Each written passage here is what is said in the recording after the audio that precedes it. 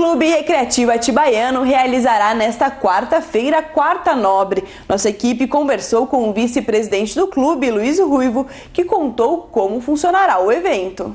Amanhã, dia 11 de junho, no Clube Recreativo Atibaiano, acontece as quartas nobres. Vim conversar com o vice-presidente Luiz Ruivo para saber qual que vai ser a atração. Luiz, qual que vai ser a atração desta quarta-feira? Então, nessa quarta-feira, nós teremos a presença do Luizinho do teclado, que é um músico altamente capacitado, com um repertório fantástico, e também, pela primeira vez, teremos acompanhando o Luizinho, o Fausto, que é um percussionista de renome, tocou em grandes bandas em São Paulo, e estará junto com o Luizinho fazendo um duo para encantar a tudo e a todos. Quarta-feira, a partir das 18 horas, que são as nossas quartas nobres, que é um happy hour, a partir das 18 horas.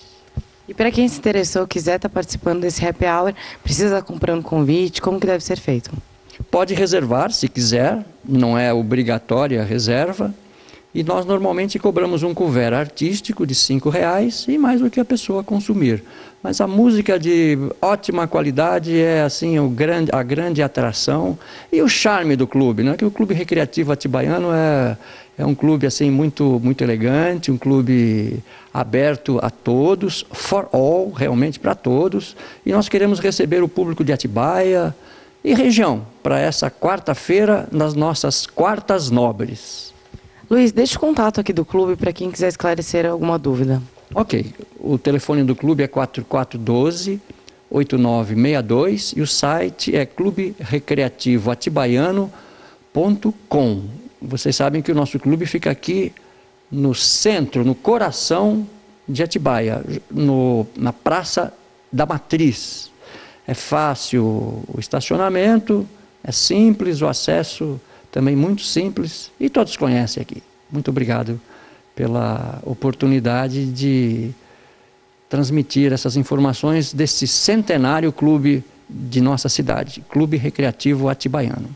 E agora vamos conferir como deve ficar o tempo na nossa região nesta quarta-feira. A temperatura continua estável e a probabilidade de chuva é pequena, de apenas 5%. Pela manhã, o sol deve aparecer e à tarde tem sol entre nuvens. Em Atibaia, a mínima prevista é de 14 e a máxima de 19 graus. A cidade de Bragança Paulista também tem a mínima prevista de 14 e a máxima só chega aos 19 graus.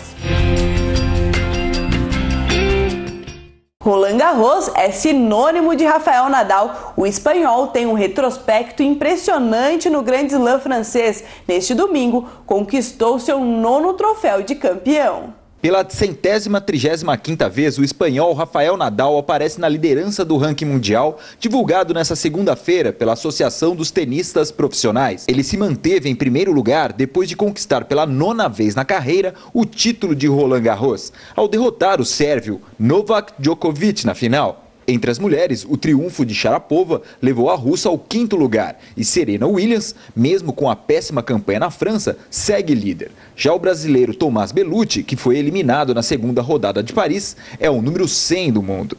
Apesar da conquista, a diferença de Nadal para Djokovic diminuiu após o torneio francês. Isso porque o espanhol defendia o título enquanto o sérvio havia sido semifinalista na competição de 2013. Assim, a diferença entre os dois caiu de 650 para apenas 170 pontos. E faltando apenas 2 dias para a Copa do Mundo no Brasil, o Mantiqueira Notícias preparou um quadro especial sobre as cidades sede. E depois de conhecer 10 das 12 cidades, hoje a nossa parada é a cidade maravilhosa do Rio de Janeiro, no palco da final da Copa do Mundo, o estádio do Maracanã, que tem capacidade para 74.689 espectadores e continua sendo o maior do país. O estádio abrigará também o maior número de partidas da competição, 7 confrontos no total, além da grande decisão no dia 13 de julho. Confira agora todos os detalhes dos jogos e a infraestrutura da cidade.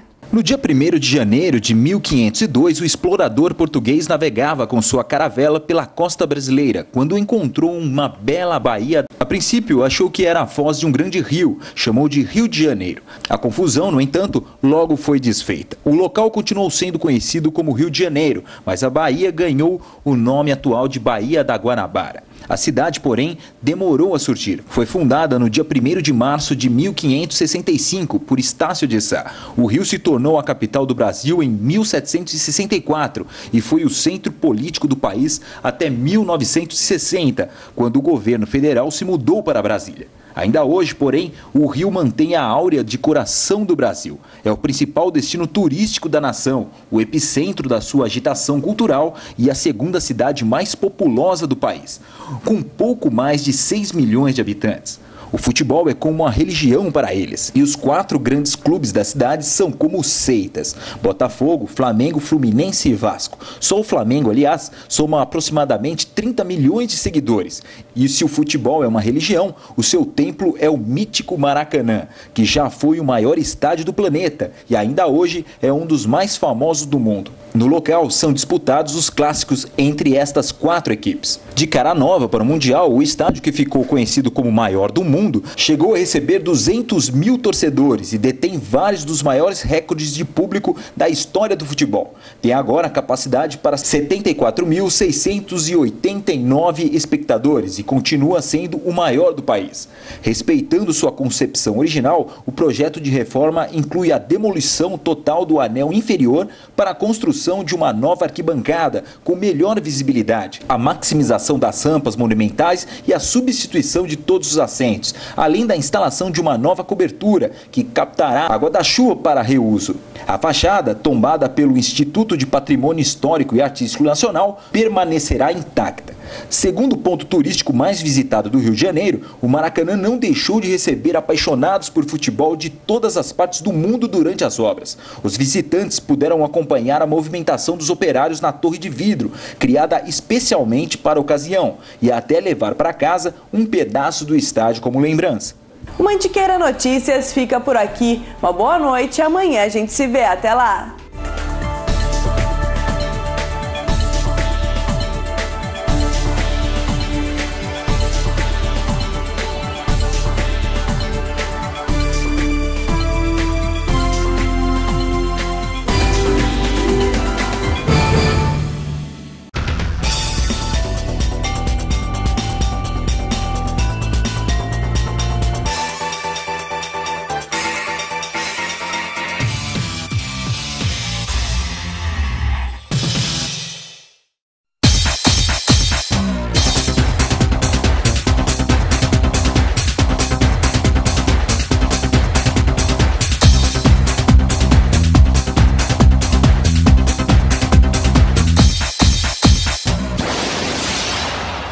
E agora eu falo sobre a crase e o acento grave, aquele acento agudo invertido.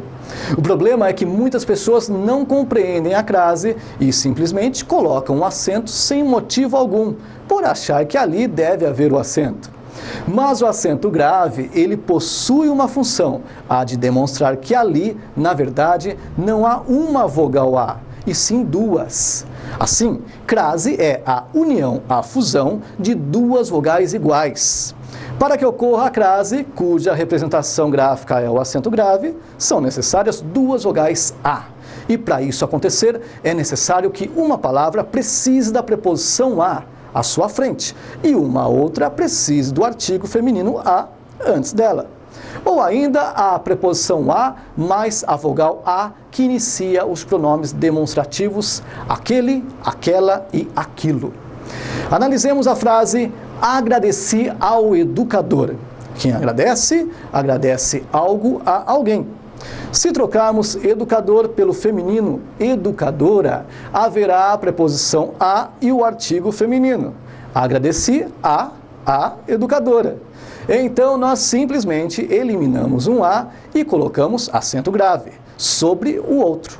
Agradeci a educadora, com o acento grave. E conforme eu já disse, também ocorre a crase entre a preposição a e a vogal que inicia os pronomes demonstrativos, aquilo, aquele e aquela. Assim teremos agradeci a aquele educador, a aquela educadora. Eliminamos graficamente um A e acentuamos o outro, para demonstrar que existe a crase.